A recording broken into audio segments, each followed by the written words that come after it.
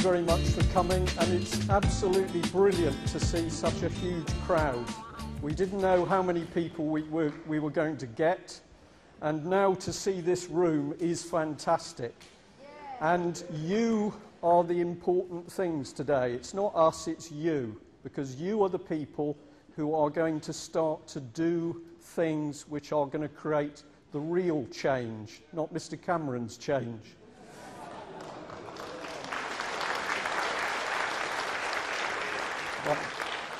Right, I've got to be very careful because I overran my time at a recent talk, and Roger's going to be watching me very, very closely. It's very hot in here, so I just want to do something. Hold on.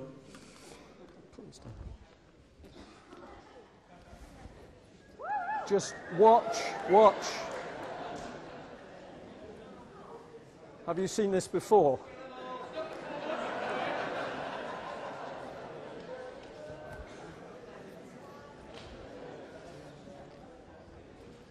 Now, you can trust me because my name's Tony.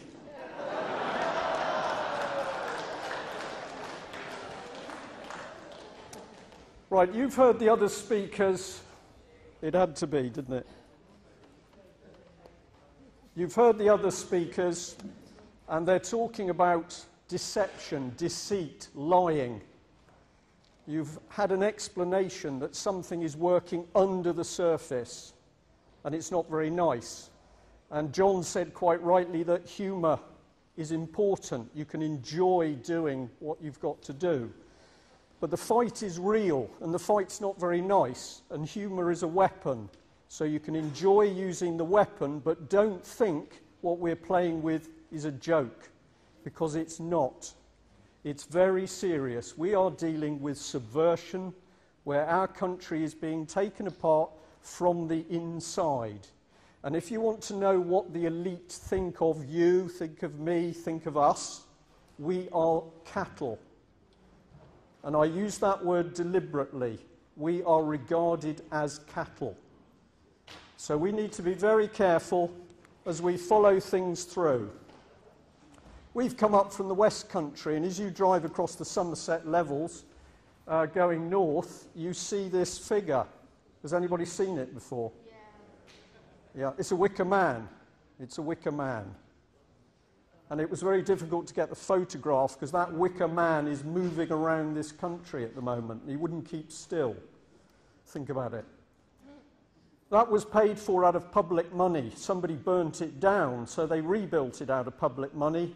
And a little while ago, when it was getting a bit tatty, they spent £23,000 to have it refurbished. It's a wicker man, and the South West of England Regional Development Agency helped put this thing there. And the Angel of the North you've seen. There's a big white horse coming down in the southeast, a pale horse. I'm not going to dwell on this because I haven't got the time. That is a wicker man. That is now a symbol of what this country represents. And it doesn't matter whether you're Christian or you're a Muslim or you're a Sikh. People recognize what that is. It's evil. We got involved with a newspaper, and people started to tell us things, and I know a lot of you have seen this slide before, but our children are being taken away. They are being taken away under lies, falsified documents, perjury, police pressure, bullying. Mothers and fathers who try to prevent their children being stolen by the state are sectioned. And I know there's several people in this audience that have suffered this fate.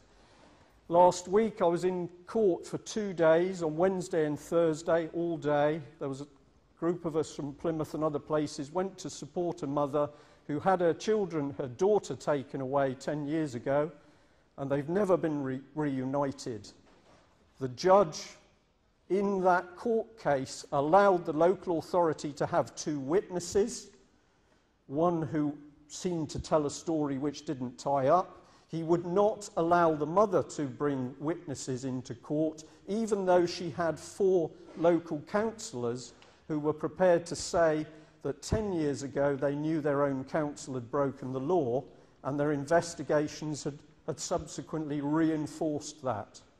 There is no justice, and the corruption in the judiciary to the highest levels is appalling.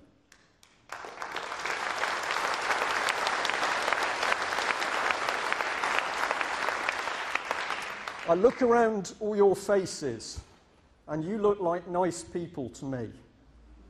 You do? We are. Are there any people who are not nice? I think we've got 1 or 2 little people sitting in to see what we're talking about.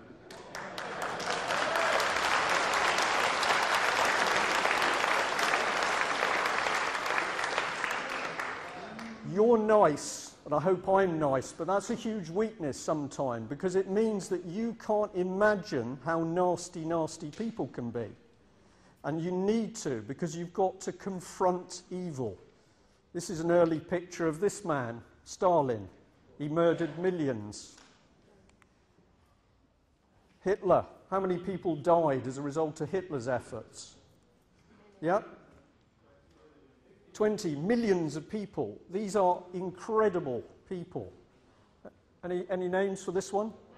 Pol Pot, Cambodia, millions of people. Pinochet, torture, hundreds of thousands of people disappeared.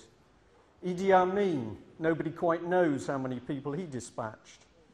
And this man, nobody can count the people that he got rid of.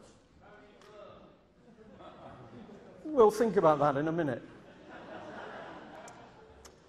So, have we got a problem in this country? I think today, with all the speakers, we've finally got home that we've got a huge problem. And the bad news is that we haven't got a lot of time, because things are accelerating. You can see a police state being built around us.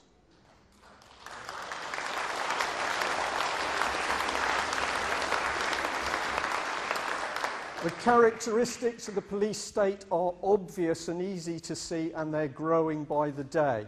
But if you look at the statement at the top of this slide, it's saying that we're governed by a separate elite. That's a characteristic of a police state. And I've given you a picture of the elite. And John's given you an example of how these people view us. And I can tell you that some MPs, and the man in question happened to be a Tory, actually used the word cattle. I am not joking, and I'm going to say something else about the Tories later. Propaganda. There is no truth in the BBC. There's not much truth in national newspapers. I hope there's some truth in this thing, although many people will say to us first off, straight off, that can't be true. And we say it is. 4 injunctions have been put on us, and in the court case I've just talked about, they used a particular case as a precedent case to silence, effectively, a mother's right to justice. The court case they used was Spycatcher.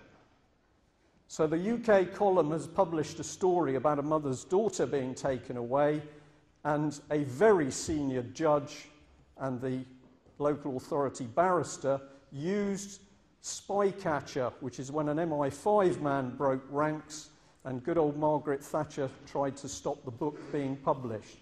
That level of suppression of truth is now appearing in our courts. We know what the police look like. Torture. We heard that directly or indirectly we're responsible for the death of 200 children a day. On top of that, we, the British, are now party to torture. And it isn't only happening overseas, because we know recently Met Police were using torture. Over 1,700 people have died in police custody. No, we're not saying all police are bad. I will show you later there's something very nasty at work in police training. But be under no illusions that this country is being subverted. It is being destroyed from the inside. It is going to be reduced to a state of ruin and chaos, violence on the streets, and unless we do the right things, we are going to suffer, and our children are going to suffer more than they already are. Fingerprinting cameras, you've seen it. So do bad people exist? Do they? Okay. This man is unbelievably dangerous, and one of the reasons he's so dangerous is because when he takes his jacket off and rolls his sleeves up, he talks as though he's telling the truth, but he is an inherent liar who is prepared to kill people. We've now got Gordon Brown doing the same thing, whether it's MPs' expenses or changes in the law. I believe that the MPs were duped. They created a big trough of money, they encouraged them to feed, and when they'd fed, they exposed them to produce the right conditions for saying we need change.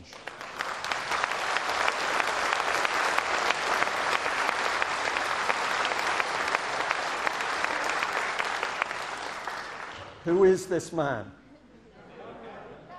Who? David Cameron.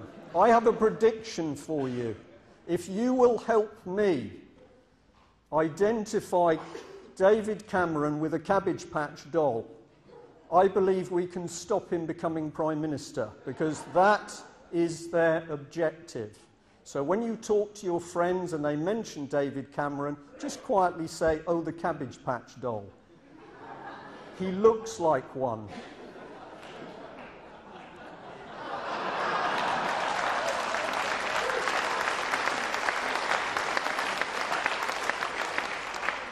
And if there's some Lib Dems in the audience, you've got the same problem, because Mr. Clegg is another clone. These people are not working for your interests or our interests, they're working for their own. They're traitors.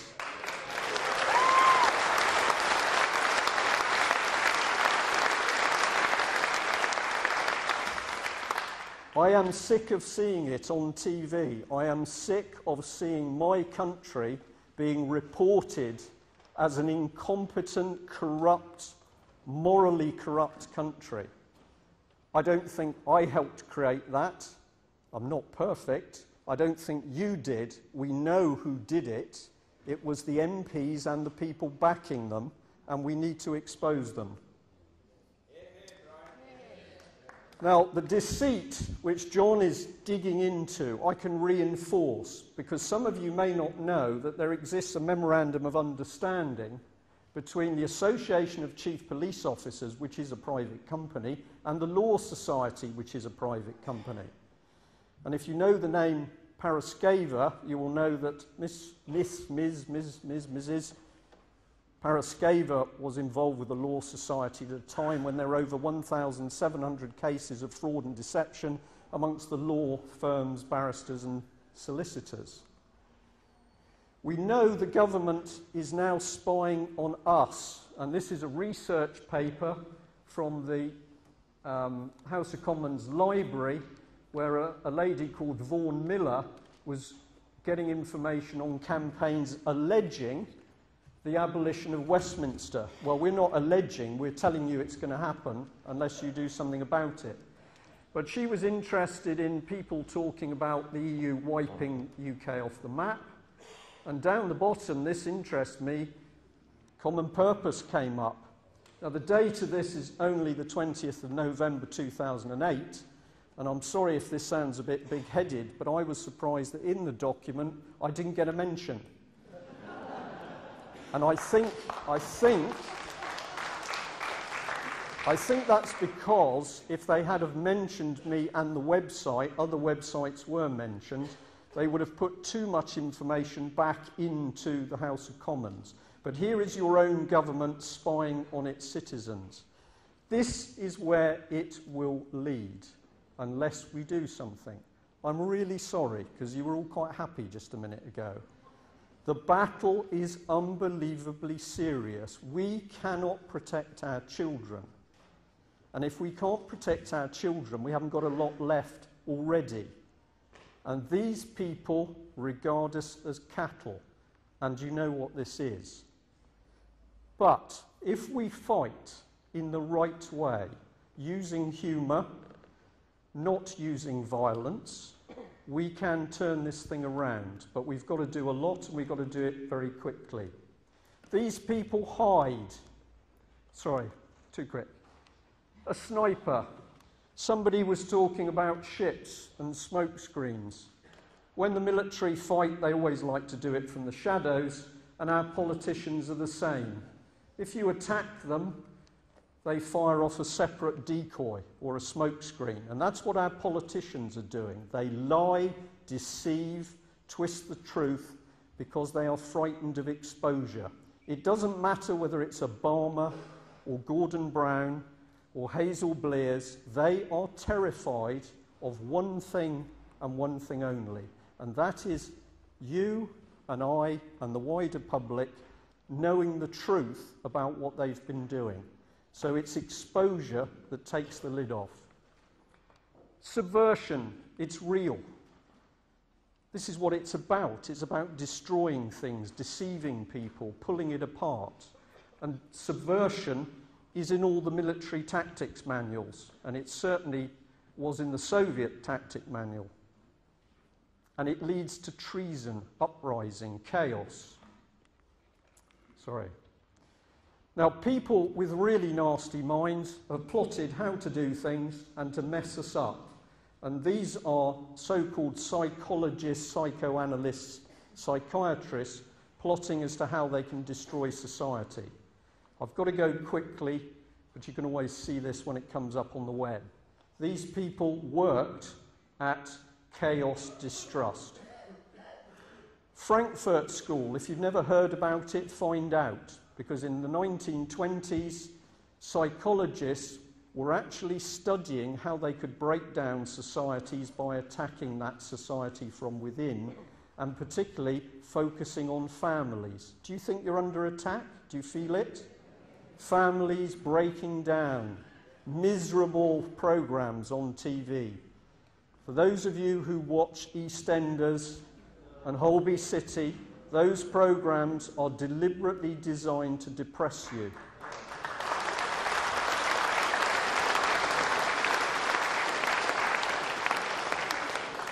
Fabian Society, if you've never heard about the Fabians, find out. Named after a Roman general who won wars by slow, repeated actions. Fabian Society, now based in London. This is one of their windows. And the men are hammering the world into their shape. The Fabian movement is about socialism by a creeping movement you can't detect. Another part of their logo is a wolf in sheep's clothing. That's true. Who was chairman a little while ago? Tony Blair. Put a madman in charge of a very wealthy organisation which is perpetuating its own idea of world socialism by a creeping agenda. This is dangerous, and we need to bring it out into the light. We need to know which MPs are members of the Fabian movement, and we need them out of Parliament as fast as possible. If you get a bit more technical, you can find documents that come out of the Soviet Union showing how to mess up a society. So down the left-hand side, areas. The middle is what's going to be done, and this is the result. Family, break them up. No loyalty in the children, so the state claims the children. That's happening. If you go to law and order, it's to become legislative, not moral. Does that sound right? And the result will be a mistrust of justice. Well, I mistrust justice. Well, I don't, because there isn't any. There's nothing to mistrust. This is military stuff. The Berlin Wall came down, the mentality didn't come down. It's slightly communist, slightly fascist, but it's real, and these people are destroying us. We are here at the bottom of the pile. I'm going to rattle through these because I want to get a film on. But these are the people that we think are looking after us. They're not. This area is full of traitors. And they are working their best to reshape your society into a society where they will be very rich and comfortable and we will be the cattle. How are they doing it? They're introducing change. You've seen it. Obama on the front of his podium, change. Gordon Brown, change. We need change. We need to change Parliament. We need to change our constitution. Cameron, vote for change. But they don't tell you what the change is because they can't, because they are going to change a democracy into a vicious police state. And these are the people doing it. If you've never heard of Demos, find out. They're a very wealthy Marxist think tank and they are producing policy for the three main parties. Here are hundreds of names. If you go on the website and look up Chatham House, Tavistock Institute, Common Purpose, you will read for yourself what these people are doing. And your money and taxes is being used to create the doctrine which is going to pull the country apart. These are the people feeding into the cuckoo. And the cuckoo is the third sector. So all of our traditional governance has been pushed to one side, and this is the cuckoo, and you've heard it, the third way. And it's full of hundreds, thousands of government departments which we never used to have, but now we desperately need them to run ourselves. Well, no, we don't. They're backed up by a huge charity sector. And most of you, because you're nice people, think that charity is about cream teas and buckets with pennies in. But actually, it's a £44 billion industry, of which 10 or 15 of the biggest charities suck up most of those billions. And their agenda is political because they take up the doctrine from these change agents. And they push it into our Parliament, and it's coming now down to the parish councils. So when you see MPs trotting out the little paraphrases, it's because these change agents have been successful in pushing the new agenda in. It's very easy when you know what to look for. And where does all the poo drop? It drops on us because we're ignorant and we don't know this is going on. Well, we do. And once you see it, it is so obvious. Talk to your local councillor and he will tell you that in the council, it is the officers who are now running the councils, and they do it with a very strong agenda direct from central government. So the democratically elected councillors are being pushed out for a common purpose. Now, most of you, I would guess, know and have heard of Common Purpose. I'm trying to do something slightly different today, but I've got to do a little bit about this organisation. Common Purpose is a very dangerous change agent because of how it is changing people's views and values. This is the lady. She's the chief executive. I was a bit mean because I paused it at this precise moment. She doesn't like me. She doesn't like me. She really doesn't like me. But we've been doing something. We've been talking about her. We've been talking about her organisation. We've been publishing things. We've been making videos. And now she has had to come out of the woodwork and show herself. And it's interesting what we can learn because our efforts, and that's with your help as well, has put Julia into the limelight. I think you do have to be brave as a leader. And I think as a leader you have to be particularly brave if you move outside your own space. Because the chances are very, very high that you will make mistakes.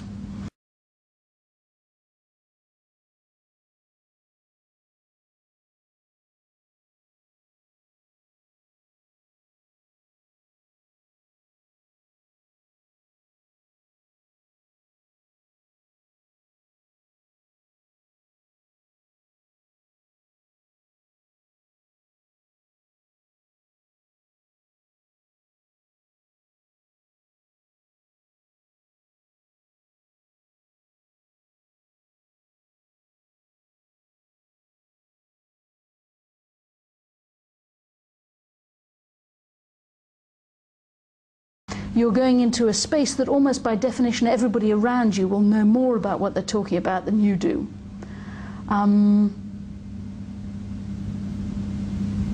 You might have lost the habit of making mistakes.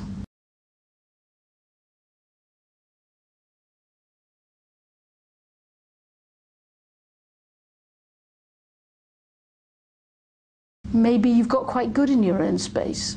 Maybe you're used to being good in your own space, and then you move out of it and you begin to trip yourself up and you make mistakes, and sometimes you don't mean to. Some of the instincts that have served you so well in your own space can almost lead you to do the wrong thing. And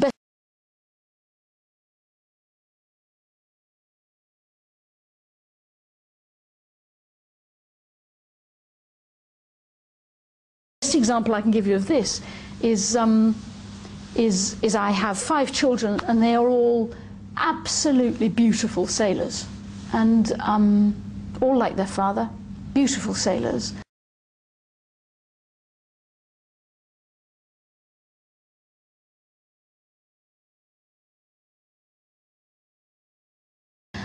And I hate the sea and I loathe boats, and it is my maternal duty once a year to spend most of August sailing off the west coast of Scotland.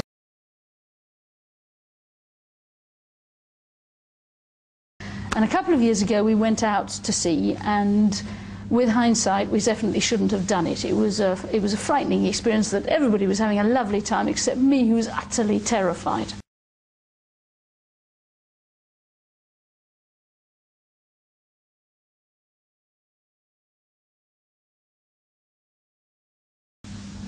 And halfway through this trip, my husband screamed to me because Tom was sitting on the other side of the boat looking very happy.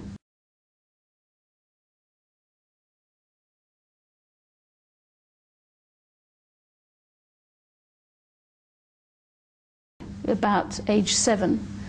And my husband screamed, "Tie rope to Tom." And the idea was that if Tom fell off the boat, we could pull him back in.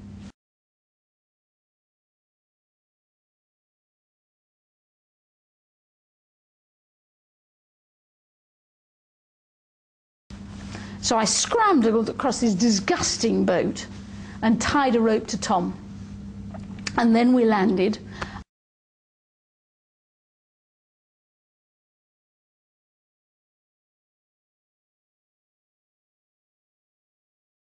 And my husband said, "Not the anchor rope."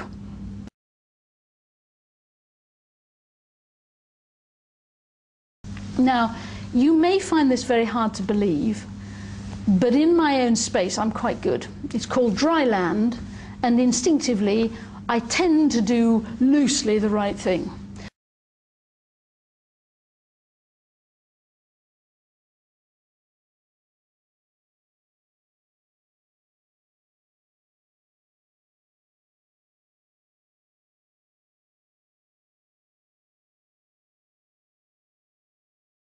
When I get out to sea, I never do this on purpose, but almost inevitably I make a mistake. The kids would tell you that story and many others of disasters on boats that involved their mother.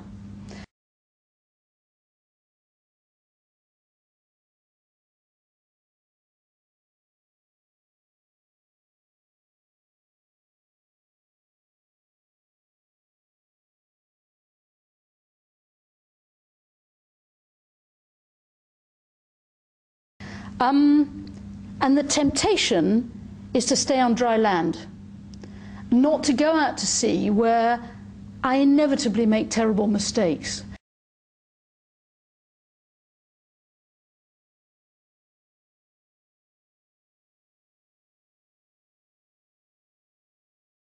But somehow I think you have to force yourself to move outside the space and the land that is familiar.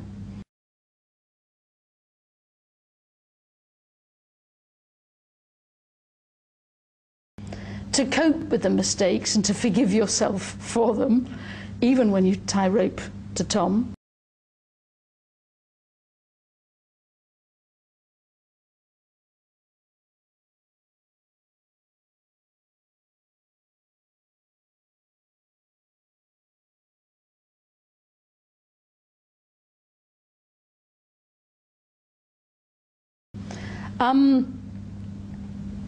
And to remember also that sometimes the option of just staying on dry land isn't there, that actually the world will come in your direction.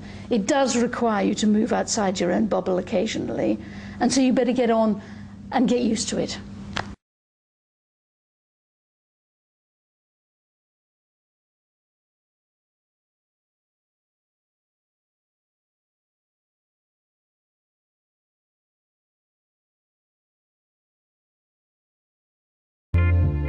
I think you do have to be brave as a leader.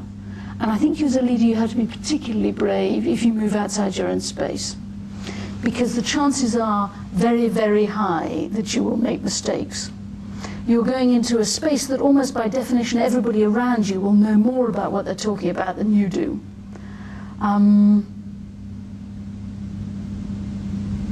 You might have lost the habit of making mistakes. Maybe you've got quite good in your own space. Maybe you're used to being good in your own space, and then you move out of it and you begin to trip yourself up and you make mistakes, and sometimes you don't mean to. Some of the instincts that have served you so well in your own space can almost lead you to do the wrong thing. A best example I can give you of this is I have 5 children, and they are all absolutely beautiful sailors, and all like their father, beautiful sailors. And I hate the sea and I loathe boats, and it is my maternal duty once a year to spend most of August sailing off the west coast of Scotland. And a couple of years ago we went out to sea, and with hindsight we definitely shouldn't have done it. It was a frightening experience that everybody was having a lovely time except me, who was utterly terrified. And halfway through this trip my husband screamed to me, because Tom was sitting the other side of the boat looking very happy, about age 7. And my husband screamed, "Tie rope to Tom." And the idea was that if Tom fell off the boat, we could pull him back in. So I scrambled across this disgusting boat and tied a rope to Tom. And then we landed, and my husband said, "Not the anchor rope." Now, you may find this very hard to believe, but in my own space I'm quite good. It's called dry land, and instinctively I tend to do loosely the right thing. When I get out to sea, I never do this on purpose, but almost inevitably I make a mistake. The kids would tell you that story and many others of disasters on boats that involved their mother. And the temptation is to stay on dry land, not to go out to sea where I inevitably make terrible mistakes.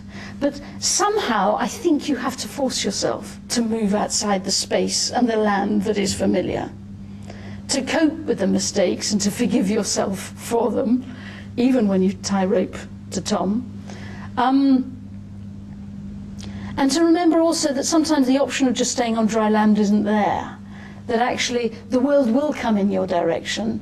It does require you to move outside your own bubble occasionally, and so you better get on and get used to it. Right, that was Julia Middleton, the Chief Executive of Common Purpose, a charity which has trained at least 30,000 people. It calls leaders from all sectors of society, which I'll take you through, but also many more thousands of school children. This lady is the lady running leadership training courses for everybody: NHS, schools, military, politicians, local councillors. Now, I don't know what you thought of her, but she doesn't impress me. But what she is doing on you is using neurolinguistics. She is actually giving you a little bit of hypnosis through the way she speaks and moves her hands. Now, I am delighted to say that we suspected this of Common Purpose a long time ago, because people started to act, some of them in a robotic way. But I've now got neurolinguistic practitioners who've come to me, and one of them did that analysis for me, where they have said this lady is neurolinguistic up to her eyeballs. But not only is she done, she is then running teams of people which are getting other people hooked. So we are using a form of hypnosis, because that's what neurolinguistics is, to recruit people in a massive pyramid selling. I thought I cleared this, I'm sorry. Well, we do know. At the bottom of the pile, they are recruiting school children. They're right the way in the civil service, and they're also now private sector.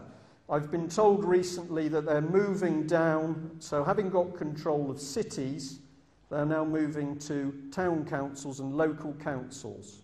So you give people a course, you give them a dose of neurolinguistics, and you very gently change people's morality and beliefs and political inclinations. And it's about leadership, or supposed to be. I hope we're going to have some questions at the end, but I have to move on. Now, if you plot them out, we know, sorry, it's a bit faint with the sunlight, but we know the red dots are all over the country, big clusters, Northern Ireland, and especially down here in South Wales. Isn't it surprising that 29 people have committed suicide in South Wales? It's happening in Northern Ireland, suicide clusters, 9 people in a 2-mile radius. We are seeing young people doing things which are abnormal.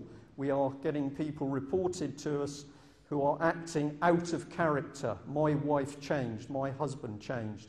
My police officer partner became very aggressive and domineering after he got course training. So something is being done to people, and we can now positively link neurolinguistics with common purpose.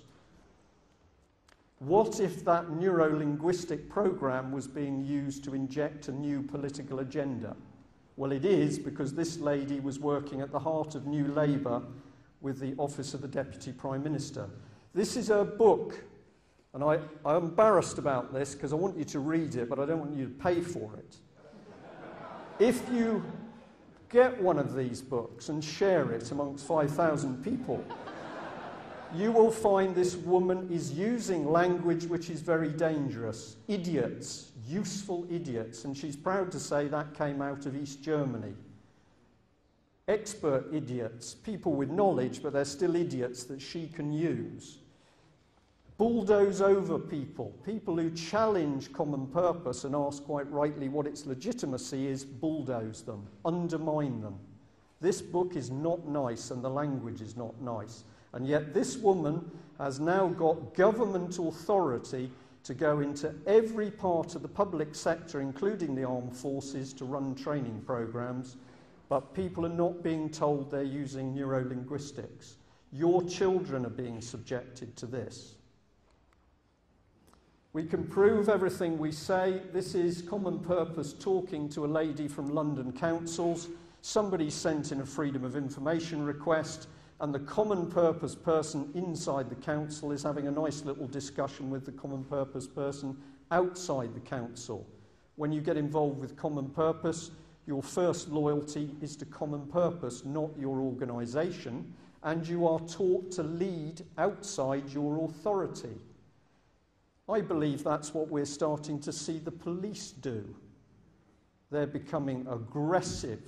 And this isn't the fault of bad policemen. These men are victims. Here they've released details, and London councils, bless them, is apologising and trying to claw back the information which they gave to common purpose in a breach of the Data Protection Act. So when people are involved with common purpose, they are prepared to break the law. And we've got several examples of this where documents have been falsified. They've denied making phone calls in order to cover up what common purpose is really doing. Now, if you think Julia Middleton is bad enough with that, you need to know that she's also involved with a thing called the Media Standards Trust. She set it up, money appears out of nowhere. She's working with people like Rothschilds and Sir David Bell, the chairman of the Financial Times. Robert Peston. Do you know Mr. Robert Peston? The madman on BBC. Yep.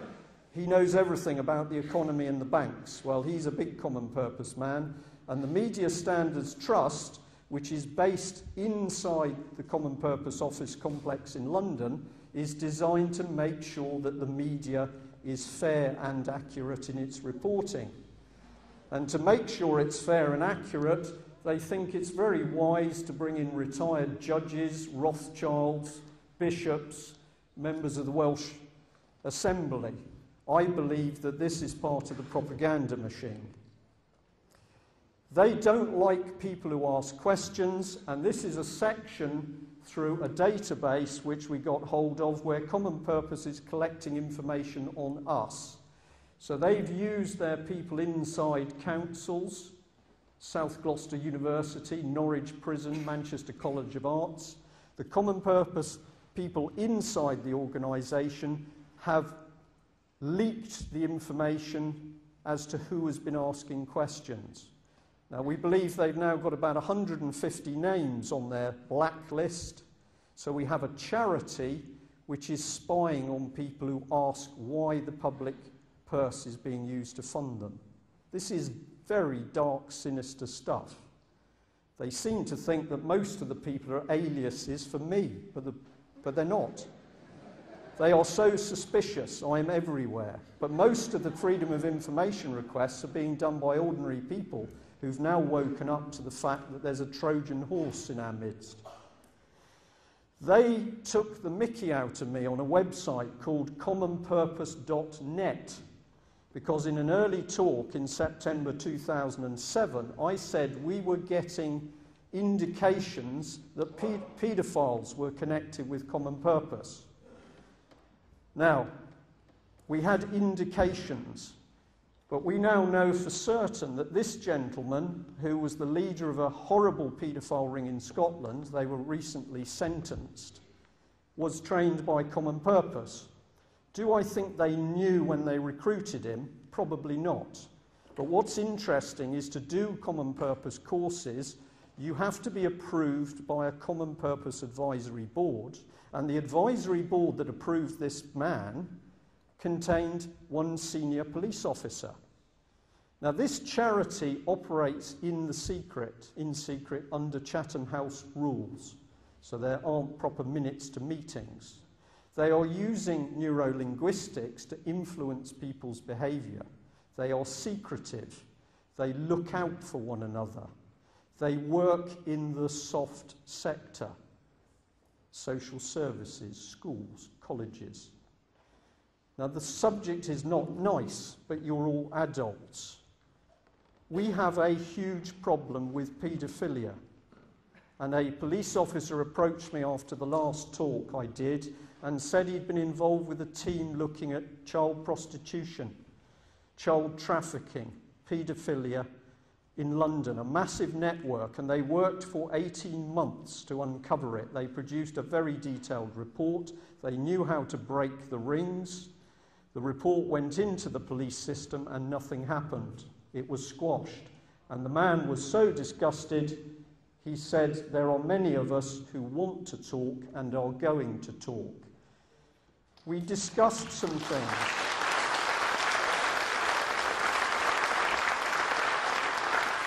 We discussed some things, and he said, Brian, if you want to know where the paedophiles are in Parliament, I suggest you look towards the Tory party.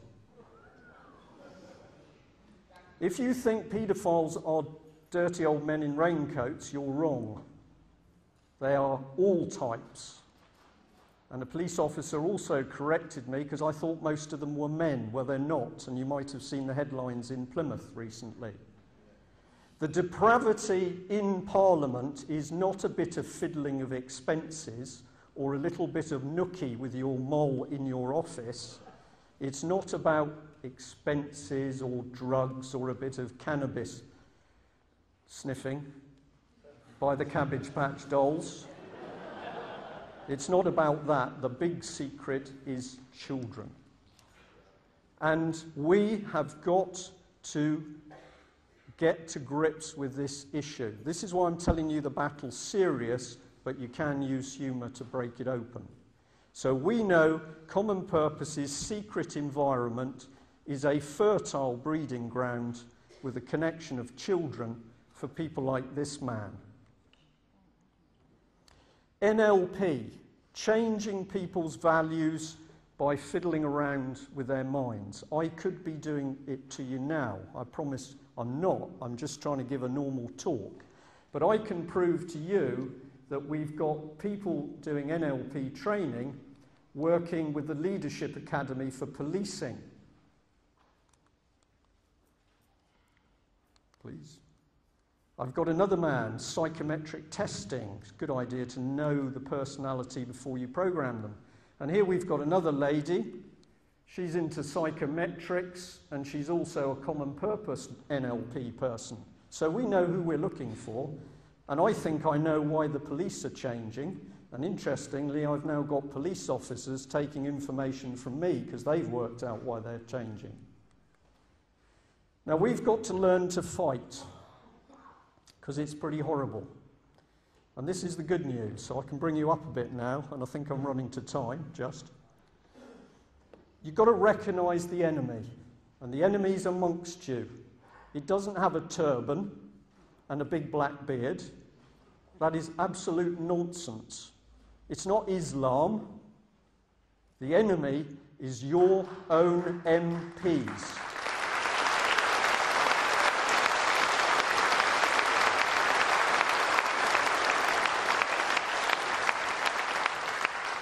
You've got to understand them. They are inherent serial liars. Some of them can't lie, in fact, because they don't know what the truth is. These people are disgusting liars, and you have to recognise them. They are in amongst us. They've created this cuckoo, and the cuckoo is pushing forward the agenda. That's why you feel this beast rolling over you, but you can't quite see it or touch it. It's because the new political agenda is being pushed through the third sector, and you need to get in the face of your MP and explain it to them. If you know how the enemy works, you can stop them, but you can't fight an enemy you can't see. So we are trying to help you learn to fight. You are the ones who are going to fight. There's only a few bad guys. A few. Not many at all. They control massive amounts of money and material, but there's only a few of them. What do they want to do? I want you to remember this when you leave this room. They want to destroy us utterly. If we are not a profitable slave, they want to destroy us. And they're now already talking about reducing the population of UK. Some of you might have heard Mr. Porritt. And they are doing it by deceit, by subversion. So don't focus on Brussels, focus on this country. How do we get rid of them? We expose them. Because if you have a plan which is based on it being hidden, if you bring it to the light, it's obvious, like John Harris has just done with you, you can then laugh and take the thing apart. It doesn't matter whether it's Tony Blair, Straw, Cameron, Clegg, whoever, Ed Balls, Bilderberger. It doesn't matter. When they are exposed, they're effectively neutralised. Our little paper is not very popular in Parliament. It's read by the Labour cabinet and has been for over a year, and I now know that the Conservatives are very upset because we've identified Cameron as a Cabbage Patch doll and they thought he was a man. So these are the odds, all right? We've got to get to grips with horrible things, and you are going to learn things which absolutely disgust you. I'm not going to do it this afternoon. It is horrible what has been constructed out there, and we're going to deal with it, but look at the odds. Bad guys, maybe there's 5,000 in UK. People with real power and influence, I reckon it's nearer 500. It may only be 50. We can debate this. How many good people? Most of us, most of the electorate, except most of them are asleep, will still believe in party-type politics. All of us are in this. It doesn't matter what religion you are. It doesn't matter what colour you are. It doesn't matter where you came from. If you are in the British Isles today, you are at risk. So we need to bring people together to activate the 40 million. Sorry.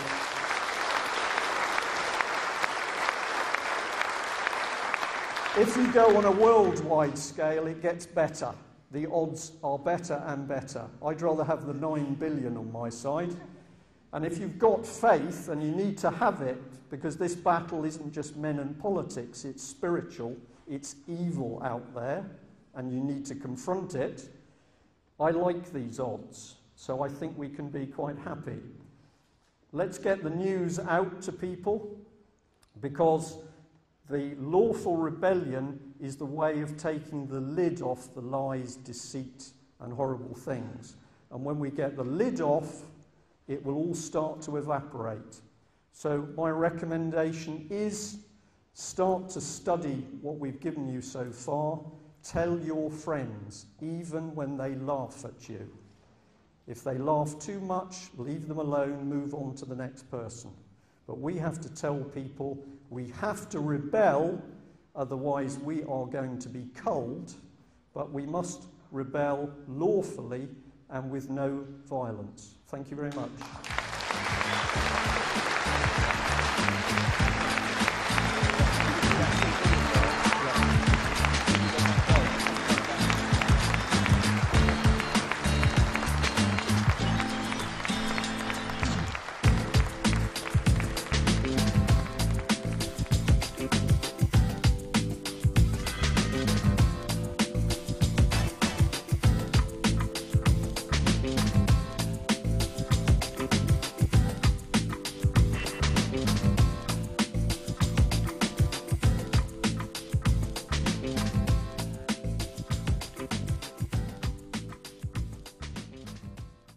We must